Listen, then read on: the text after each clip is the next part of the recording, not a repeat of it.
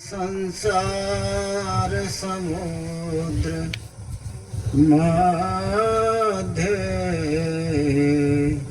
समजितो में शरणं किमस्ति। गुरुर्कृपालो कृपया बतेव विश्वेशपादाम्बुज दीर्घनौका विश्वेशपादाम्बुज दीर्घनौका। अज्ञानतिमिरान्धस्य ज्ञानाञ्जनमशलाकया चक्षुरुन्मीलितं येन तस्मै श्रीगुरवे नमः।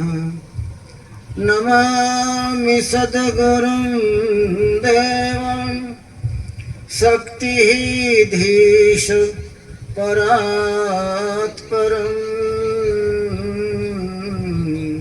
मायातीतं निर्विकल्पं ज्ञानगोतीतवादिशम् अखण्डमण्डलाकारं व्याप्तं येन चराचरं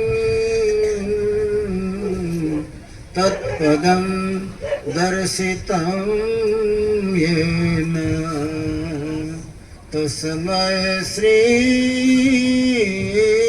गुरुवे नमः। तस्मै श्री गुरुवे नमः। जहाँ पहुँचे नहीं अविनाशी साधो वहाँ के हम वासी। जी जहाँ पहुँचे नहीं अविनाशी साधो वहाँ के हम वासी। जहाँ जोगी जोगन लावे सुरत निरत नहीं कोई।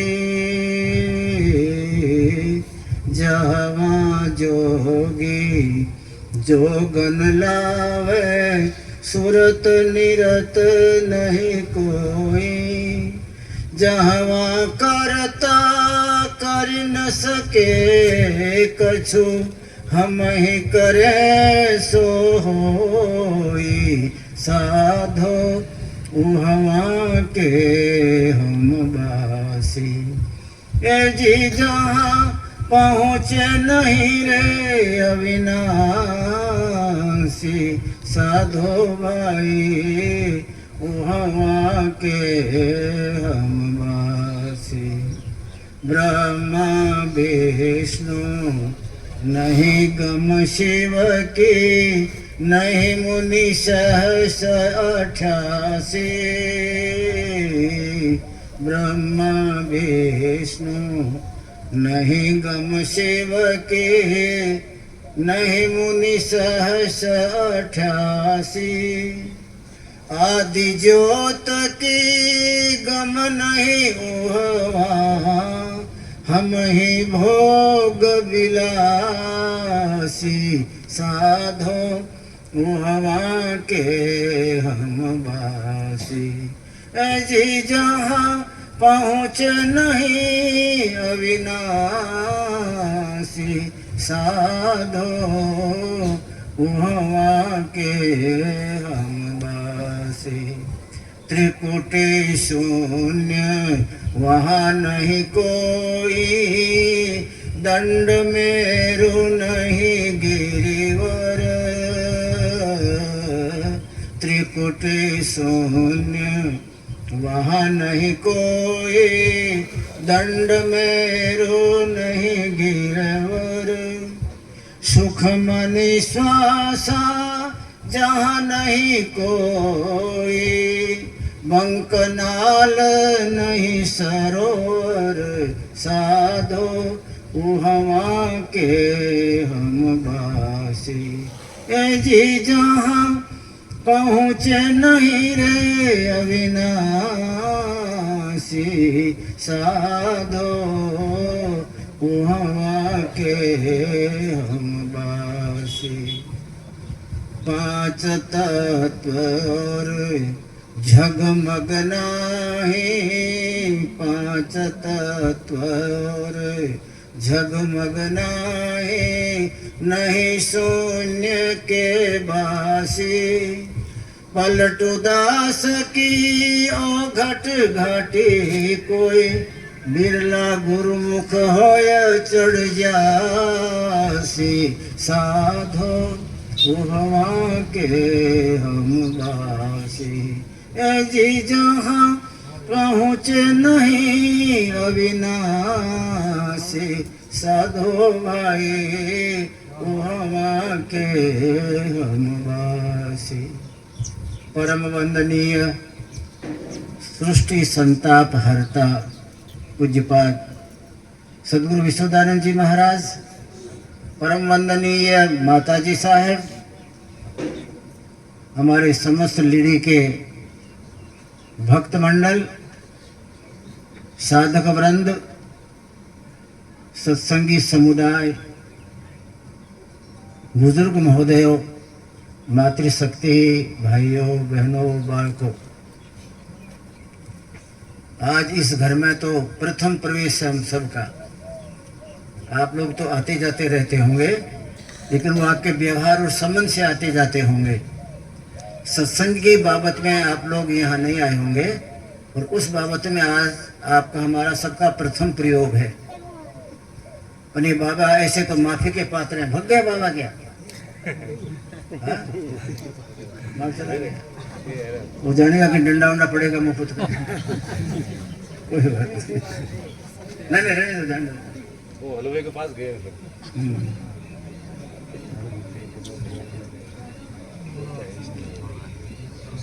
अभी छोटू भाई ने कहा अपने प्रवचन में, क्या नाम बाबा का?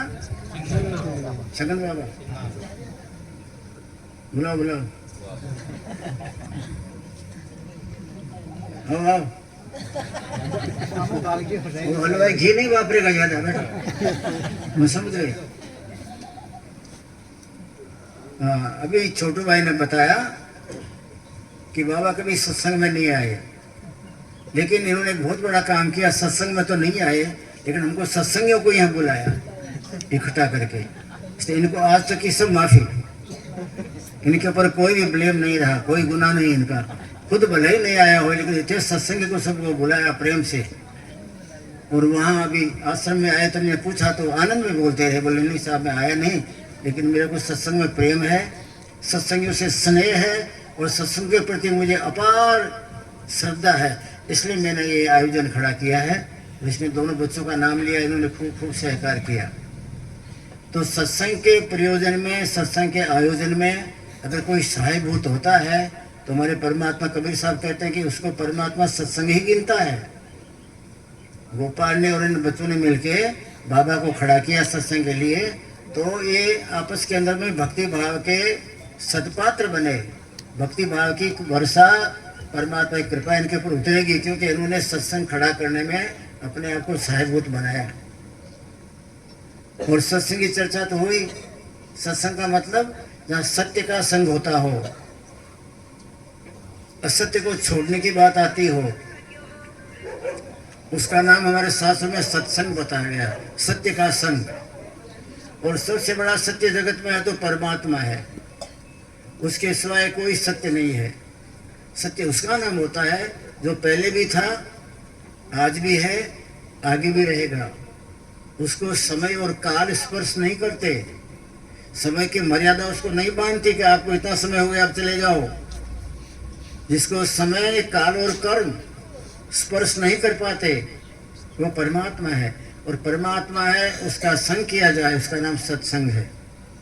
सत्संग का मतलब जैसे बताया गया, ढोल पीटना, हारमोनियम बजाना, लंबी लंबी राग तान तान के बोलना, राखी रात में पड़ोसी को जगाना, उसका नाम सत्संग नहीं है।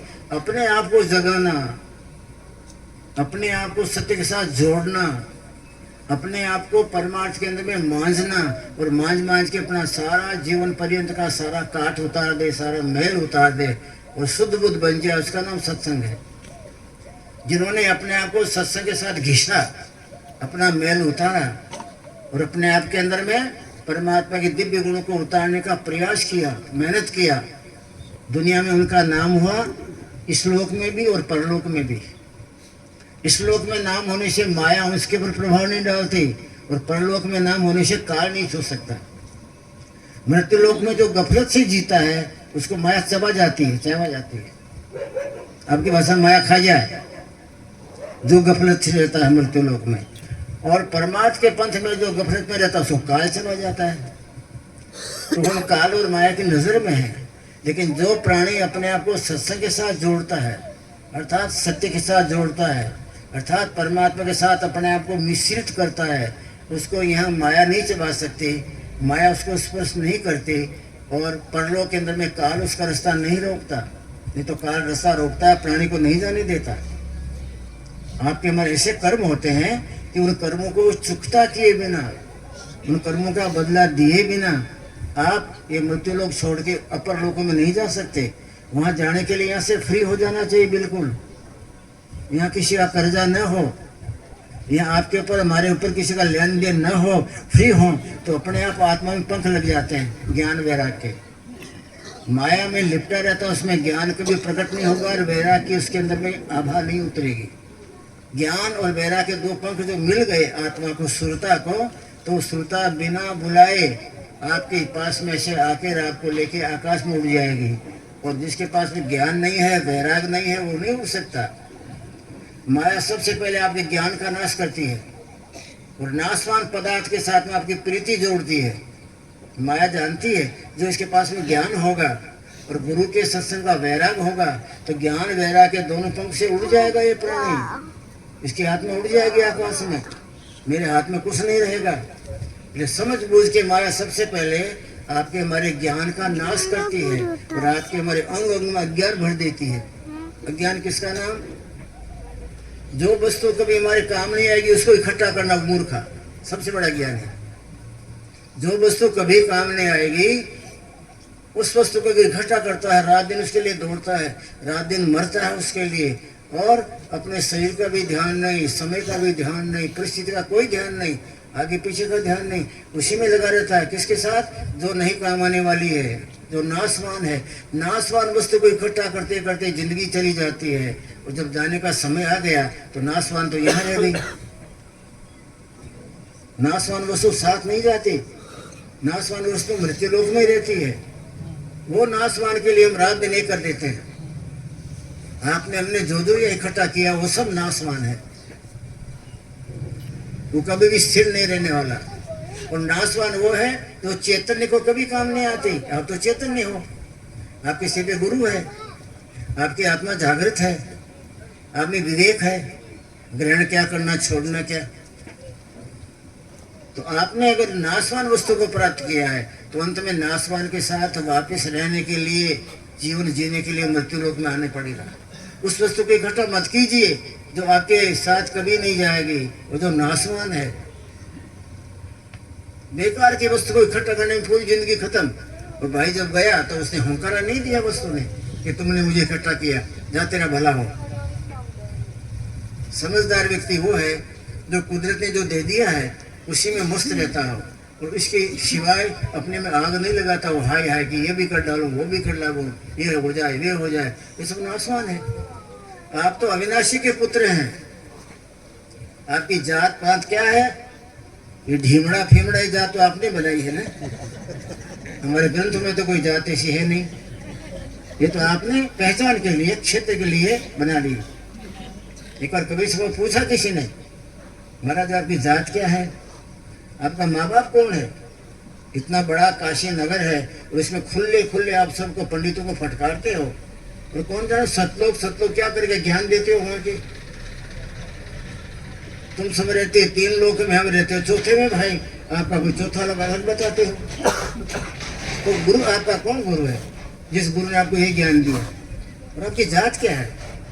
जुलाह के घर में कबीर साहब पले थे, इसलिए उसका जुलाही की जात का इनके ऊपर आक्षेप करने के लिए, उसको नीच जात बताने के लिए बोले क्या जात है आपकी? माता पिता कौन है और घर तुम्हारा कहाँ है? तुम तो किसी घर में पले हो ना। कबीर साहब से पूछे, कबीर साहब ने कहा भाई मेरे तो कोई जात पात तो है नहीं, मैं जात पात को मानता भी नहीं। परमात्मा ने जात पात का लेबल लगा के वहां से नहीं भेजा यहाँ। ये तो आपने हमने लेबल लगा दिया कि मेरी ये जात है, मेरी वो जात है, ये नीची जात का, मैं ऊंची जात का। आपने हमने यहाँ सब टुकड़े किए। परमात्मा के टुकड़े नहीं है, वहां तो जोड़ने की बात है।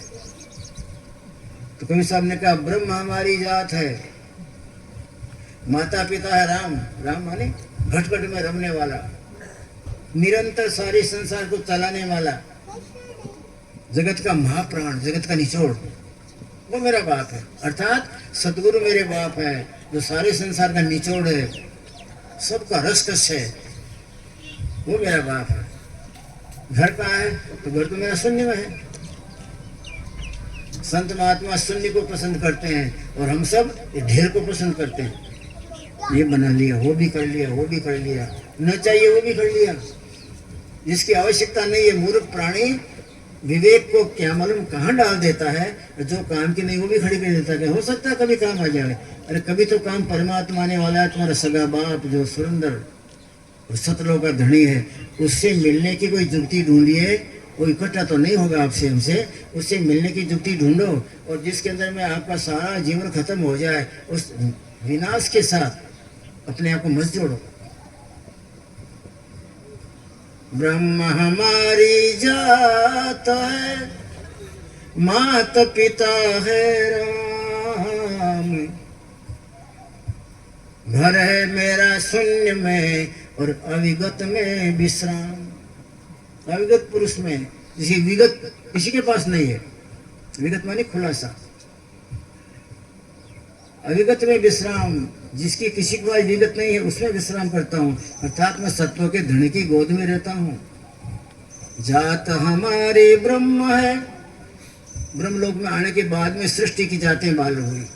ये लोक, ये स्वर्ग लोक, ये वैकुंठ, ये पाताल, ये गोलोक, ये पुरुष लोक, प्रकृति लोक, उससे पहले जाति मानी जाती थी। देवता किसका नाम? के जो स्वर्ग में रहता हो।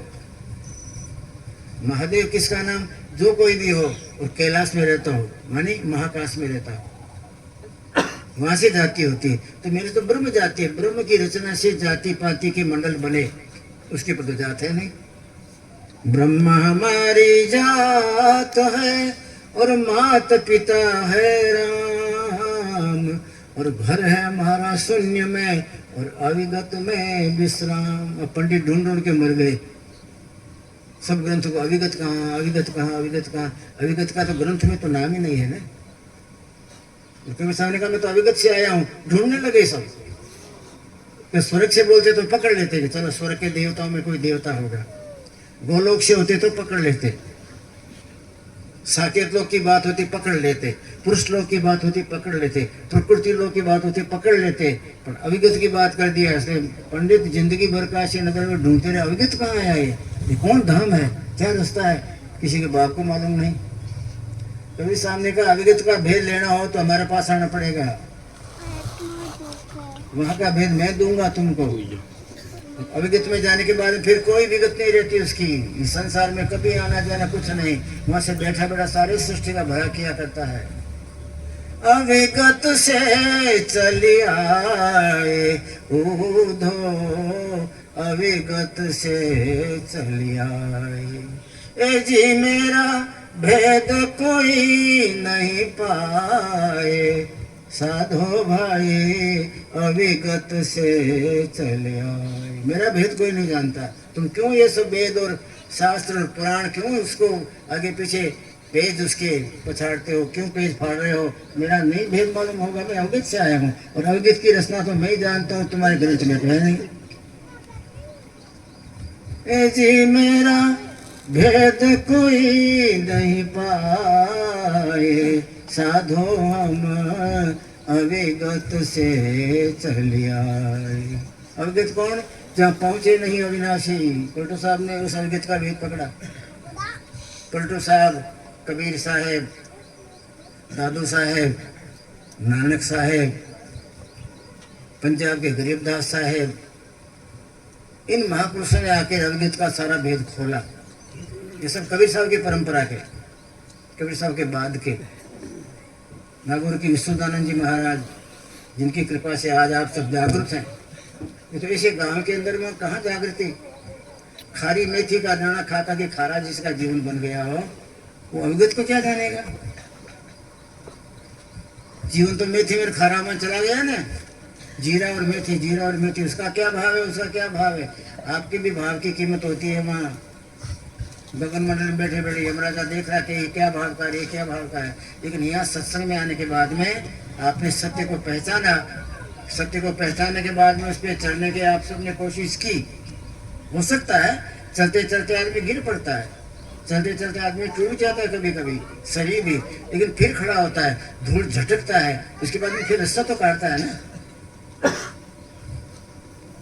कहते हैं महापुरुष जो होते हैं, संत महापुरुष, कबीर साहब जैसे, विश्वनाथ जी बाप जी जैसे, ये सब दिव्य महात्माओं को शरीर की आवश्यकता नहीं होती और अशरीर होके और गगन मंडल में फिरते, गगन मंडल में फिरते, गगन मंडल में फिरते फिरते संसार का भला क्या हो, कब हो, इसलिए वो चिंता में रहते हैं, चिंता में रहते हैं। जैसे आकाश मंडल में पानी के बदल घूमते रहते, पानी भरे हुए, और नीचे की जमीन में जहाँ हरियाली होती हो और हरियाली के मारे जहाँ ठंडक बन जाती हो थोड़ी, तो वहाँ की धरती उसको आकर्षित करती है, बादल को बरसात हो जाती है। ऐसे ही जहाँ की धरती के अंदर में आकर्षण है संतों के प्रति, जहाँ की धरती के अंदर में उस बादल को बरसा लेने की ताकत है, तो वो धरती, वो हरी भरी धरती, लीलिमा वाली धरती, वो आकर्षण करती है तो बादल बरसते हैं। ऐसे आप सब लोगों के कभी न कभी किसी भाग्य के अंदर में संत माताओं के प्रति स्नेह भाव रहा होगा। आप सबके आकर्षण ने उस दिव्य महापुरुष को आकाश मंडल में घूमती अशरीरी आत्मा को आपने अपने सबने आकर्षित किया, और आकर्षित करने से फिर यहाँ पधारे, हम सबको भेज दिया। धरती का आकर्षण ही महापुरुष को खींचता है। धरती और धरती के पात्र ये सब मिलके जब इस भाग्य के हो जाते हैं कि उनको संत का सत्संग मिले, सच्चे संत का सहारा मिले, सच्चे संत का भेद मिले, उस भेद मिलने के बाद में ज्ञान और वैराग के दो पंख लग के सुरता को उड़ने की ताकत मिले, और ताकत मिलने के बाद में सुरता उड़ के सब तक चली गई, तो यहाँ सब पड़े रहे, रो मजा कर रहा है। वो सब भाग्यशाली आप हो कि आप सबके भाग्य की महानता ने उस दिव्य महापुरुष को आकर्षित किया, जो ऐसे ही घूमते थे संसार का भला करने के लिए, दुखियों को दिनों को देखने के बाद पशीस जाते थे, तो उन महापुरुषों के दृष्टि में आप लोग आ गए, और दृष्टि में आने के बाद में आप लोगों के स्नेह ने आकर्षित किया, और आकर्षित करने से वो बरसात बरसी है, और उसके बाद आप सब धन्य हुए। उस अविनाशी तत्व को जिसको पढ़ साहब ने कितने गिना दिए, ब्रह्मा विष्णु नहीं गम शिव की। हमारी भागवत में ब्रह्मा जी की उम्र लिखी हुई है, भागवत सुनना कभी। ब्रह्मा जी की उम्र लिखी है, विष्णु भगवान की उम्र लिखी है, शंकर भगवान की उम्र लिखी है हमारे भागवत में। इसे उम्र है, वहाँ कभी न कभी वो पूरी हो जाएगी। कभी साहब ने फरमाया, एक दिन जीवे, 2 दिन जीवो वर्ष 50, भले जीवो 1000 वर्ष में फिर भी मरण की आशा। साधो पानी बीच पतासा, इस जग का यही तमाशा। पानी के बीच में पतासा रख दीजिए, और पतासा घुल मिल के आधा घंटे बाद देखो तो पानी में पतासा नहीं मिलेगा। पानी बीच पतासा, साधो जग का यही तमाशा है। एक दिन जीना, 2 दिन जीना वर्ष 50, कभी जीव वर्ष हजारों, लेकिन फिर भी मरण की आशा। जहाँ गिनती है इतने वर्ष इतने वर्ष इतने वर्ष, वो तो गिनती पूरी होने वाली हो तो मर जाएगा। इन सब की गिनती है, इनकी उम्र की हमारे भागवत में गिनती लिखी हुई है। परीक्षित ने पूछा अपने गुरु सुखदेव जी को, बाप जी आप मुझे परम तत्व की साधना की चर्चा करते हैं, जो अजर है, अमर है, अविनाशी है, अव्यक्त है, अगोचर है, तो फिर हमारे तो चारों तरफ ब्रह्मा विष्णु महादेव के डंके बज रहे हैं, ये सब क्या? तो उन्होंने भागवत में फिर उनकी उम्र बताई। विष्णु की इतनी उम्र, ब्रह्मा जी की इतनी, शंकर की इतनी, देवी शक्ति की इतनी, माया की इतनी, महामाया की इतनी। महामाया के ऊपर जो निर्वायक देश है, जहाँ माया की छांट नहीं है, निर्वायक देश है, उसको सतलोक कहा गया। उसकी महाराज उम्र बोले, उसकी उम्र का मुझे नहीं पता, वहां सबकी उम्र बताई गई। पटू साहब ने कहा ब्रह्मा विष्णु नहीं गम शिव की। ब्रह्मा माने जो सृष्टि का विस्तार करता है। हम भी तो दुनिया भर के सृष्टि का विस्तार करते हैं ना। 2 लड़की हो, 1 लड़का है, सृष्टि का विस्तार हुआ। उसी की उलझन में जिंदगी खत्म हो गई। राम बोलो भाई, राम हो गया भाई का, कुछ नहीं कर पाया जिंदगी में, धूल चाटना भी नहीं आया। जैसे आया था वैसे ही गया, और वहां से फेंक दिया गया 84 में। ब्रह्मा रचना करने वाला तत्व आप में है, वो ब्रह्मा तत्व है। घर के कुटुंब को पालने की जो आप में प्रक्रिया खड़ा है, वो विष्णु तत्व है। और फिर खेत के अंदर आपकी जमीन और उनकी जमीन, ये मेरा, ये तेरा, उसी में जो कुम्हाड़ा चलता है, मर जाते हैं, वो शंकर का तत्व है, तामसिक तत्व। आ गया, मार दिया उसको। न तो तामसिक की सेवा करने वाला, तामसिक की साधना करने वाला पहुंचता हमारे देश में। बड़े साहब कहते हैं मेरे देश में तामसिक साधना करने वाला कभी नहीं पहुंचेगा। मेरे देश में अपने कुटुंब परिवार की पालना करने वाला नहीं पहुंचेगा। मेरे देश में सृष्टि की रचना करने वाला नहीं पहुंचेगा। ब्रह्मा विष्णु नहीं गम शिव की। नहीं मुनि 88,000 ऋषि मुनि महात्मा नेमी शरणी वन में साधना करते थे, ब्रह्म को पहचते थे अपने पावर ताकत से। उनकी भी हमारे अविगत में नहीं जगह है। ब्रह्म में जगह है, परब्रह्म में है, लेकिन हम तो अविगत से चले आए। नहीं मोरे माता पिता, मेरे माता पिता कुछ नहीं है। माता पिता होगा तो जन्म है। नहीं मोरे माता पिता कुछ ना है। मैं सतनाम उपासी, तारण तरण अभय पददाता, कहे कबीर अविनाशी।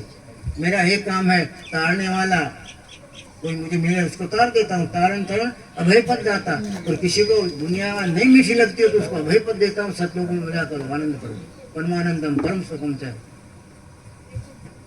नहीं मोरे माता पिता गृह बारा, मैं सतनाम उपासी, तारण तरण अभय पद दाता, कहीं कभी अविनाशी। साधु भाई अवगत के हम वासी, मैं अवगत का वासी में तो वहां से आया हूँ ना। तो मेरे पास अगर कोई आता तो मैं उसको अविगत में ले जाता हूँ। माया और महामाया जो बार बार चबा जाती है सृष्टि की रचना को, उससे तो बहुत ऊपर आपको पहुंचा दिया जाता है। नहीं मुनि 88, आदि ज्योति का अमल नहीं वहां। आदि ज्योति मानी महामाया, जिसने निरंजन निराकार को सबसे पहले बनाया। निरंजन निराकार को बना के माया ने सृष्टि दे दी। कहा कि इतने ज्यादा बढ़ जाए तो चबाते जाओ, कम हो जाए तो दुनिया में 84 पैदा करते जाओ। ज्यादा बढ़ जाते तो चबा जाता है, खा जाता है सबको। फलाने भाई की मौत हो गई, फलाने की मौत हो गई, मौत नहीं हुई, निरंजन निराकार खा गया उसको।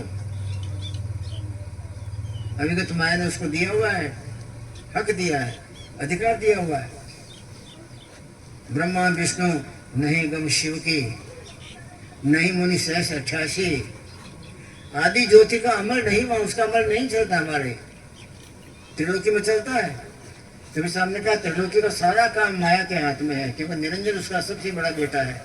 और उसको खाने का और पैदा करने का दोनों काम दिया है। ज्यादा बढ़ जाए तो खा जाओ, और कम होता है तो 84 में छिपीर डाल के पैदा कर दो।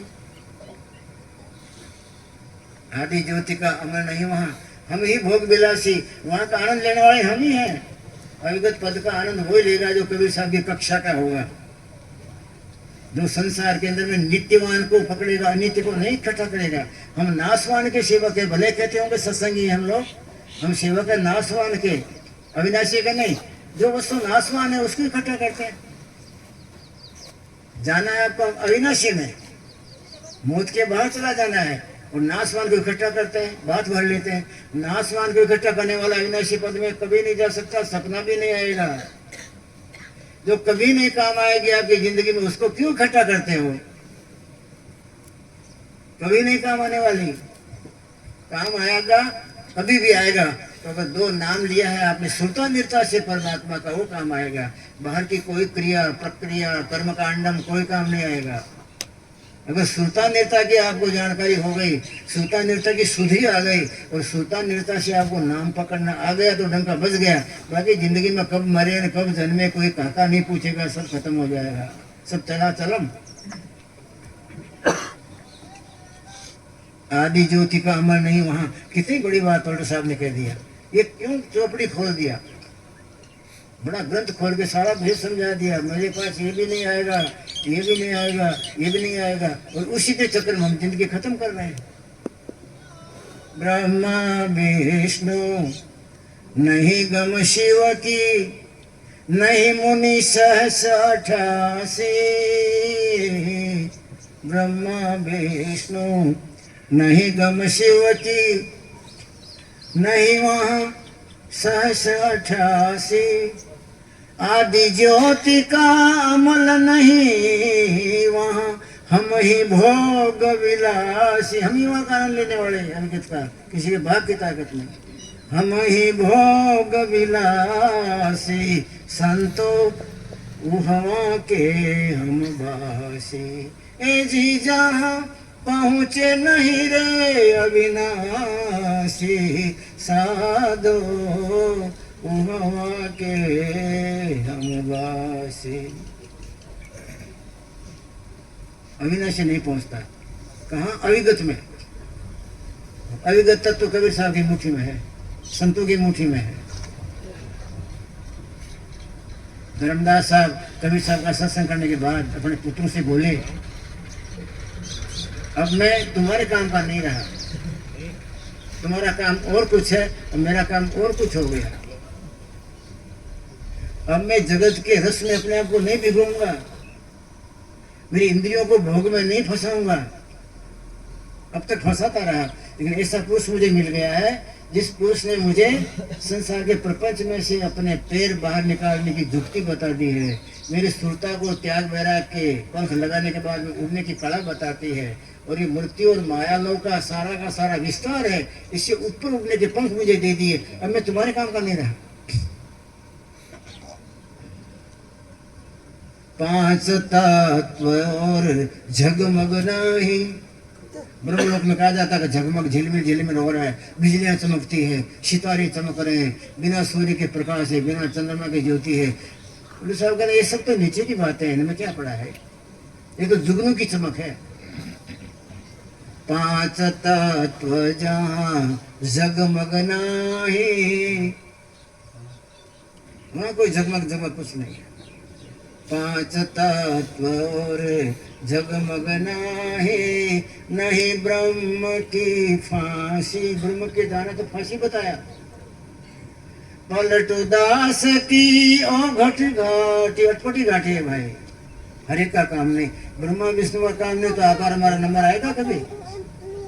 पलटू दास की अघट घाटे, कोई बिरला गुरुमुख होय वो चढ़ जाई, साधो वो हवा के हम बासी।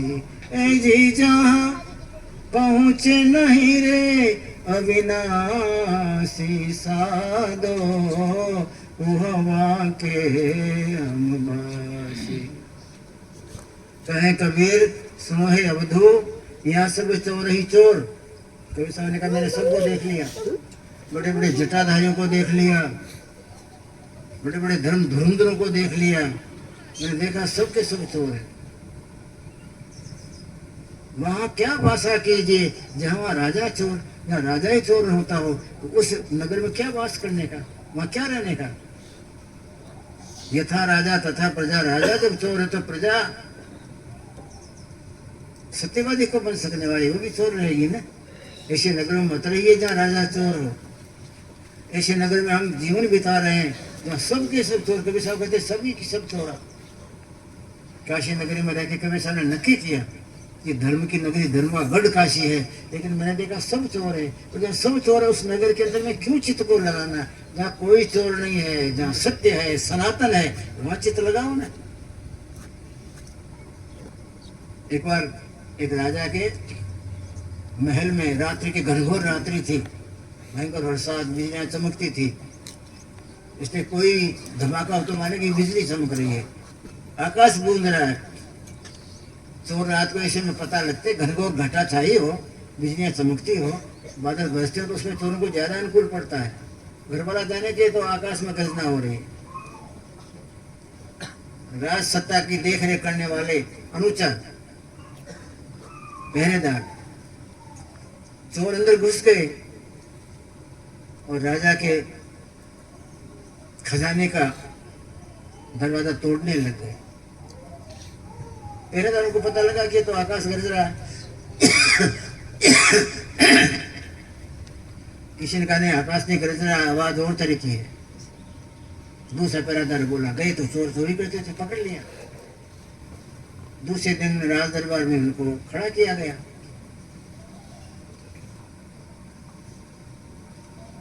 राजा ने देखा ये तो बड़े गुंड चोर हैं, जन्म के चोर हैं। तो पूछा गया, भाई कौन सा नंबर की चोरी है तुम्हारी? बोले जिंदगी में जन्म तब से चोरी तो कर रहे हैं।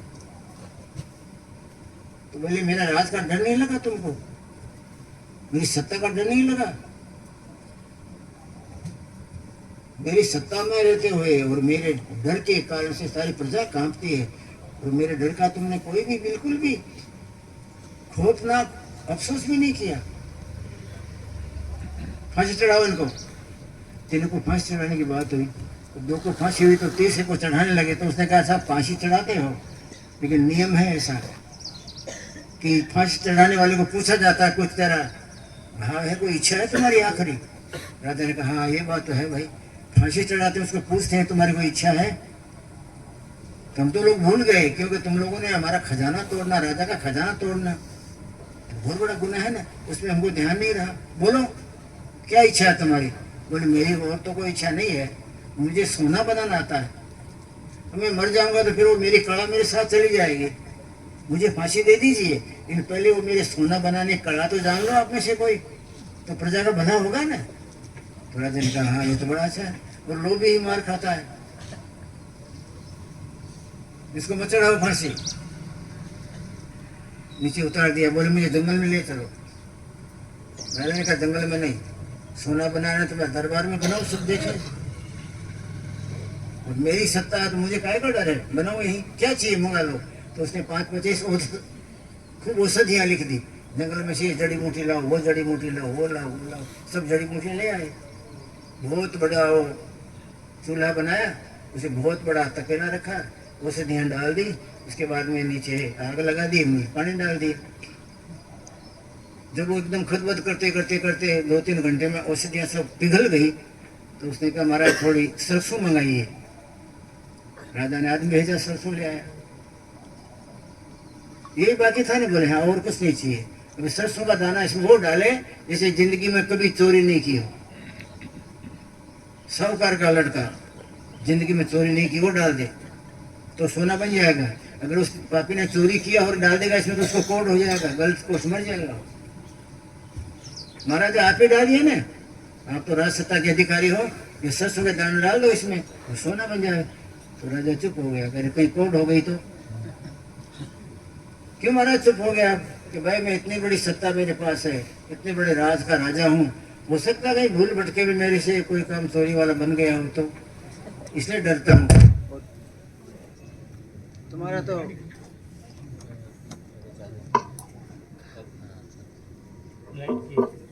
तुम्हारा तो नियम है ना यहाँ पर कि भाई जो पापी डाल देगा इसमें तो उसको कोट हो जाएगी, गलत कुछ काम कर जाएंगे सब। तो ये तो मैं तो नहीं डालूंगा। हो गया जी। राजा ने मना कर दिया, मैं तो नहीं डालता, इतनी बड़ी सत्ता है, इतना बड़ा राज है मेरा, हो सकता है कोई भूल में कहीं होगा पीछे हाथ लग गया और किसी वस्तु को, चोरी तो नहीं करूंगा। तो कोई बात नहीं, मंत्री को बुलाया, वो मंत्री को कहिए ना, मंत्री से चलो भाई आप डालो इसमें सरसों के दाने। तो जो झूठ बोल के डाल दिए, झूठे कच्चे होकर डाल दिए तो कोड हो जाएगा तुरंत। तो वो पीछे पड़ गया। क्या हुआ कि इतना बड़ा राज है, इतना बड़ा मेरे हाथ में काम, मंत्री हूँ, इतना लेन देन, इतना खजाना संभालना, इतनी जो लगान आता उसको उसमें डालना, इतना इसमें सब हो सकता नहीं चोरी बन गई हो, मैं तो नहीं डालूंगा। तो कहा कोई बात नहीं। फिर बुलाया कि सेनापति को बुलाओ ना। सेनापति को बुला के बताया तो इसमें सरसों डाल दीजिए ना, सोना हो जाए उधर। तो कहा नहीं सरसों मैं तो नहीं डालता, वो तो जब आपके यहाँ सेना के अंदर में सैनिक इकट्ठे किए जाते हैं, पुलिस के अंदर भर्ती होती है, तो किसी में भूल में हो सकता है मैं कुछ ले लिया हूँ तो मैं तो नहीं डालूंगा। पीछे पड़ गया। तो कहा महाराज आपकी सभा भरी हुई है ना, पूछो ना किसको, कोई माता जाया हो जिसे चोरी नहीं की हो, वो डाल दे। कोई बात नहीं, आप तो चोर निकले राजा, मंत्री भी निकला, सेनापति भी निकला, पर आपकी प्रजा में से कोई तो डाल दे। कोई ने गर्दन ऊंची नहीं किया। तो महाराज सब चोरी चोर है ना, तो चोर को फांसी देते हो ना, तो सबको फांसी दे ना, मेरे एक को क्यों दे रहे हो? आप सभी चोर हो ना। राजा चुप हो गया। तो भाई आज से कोई बात नहीं, तुम सत्कार्य में लग जाओ। जाना कि मेरा भी नंबर आ रहा है चोरी में, तो आज के बाद में तेरे को छूट हो गई और कोई सत्य के कार्य में लग जाओ, कोई संत का शरण ले, तो बोले आप भी ले लीजिए ना संत का शरण। सबको आप ज्ञान दे रहे हैं। इसी तरह संसार में सब चोर हैं हम, लेकिन हम जानबूझ के एक दूसरे को ज्ञान देने जाते हैं और अपनी जिंदगी के अंदर में खड्डे पड़े हुए हैं। परमात्मा कृपा करे आपके अंदर के खड्डे निकल जाए बाहर, आप और हम सच्चे सत्संगी बन जाएं और अपनी जिंदगी में जो नाशवान वस्तु है उसको बात न भरें। अविनाशी का कहीं तत्व है तो उसके गुलाम बन जाएं, जिंदगी को उनके पीछे अर्पण कर दें। इन दो शब्दों के साथ विराम बोले सद्गुरुदेव महाराज की।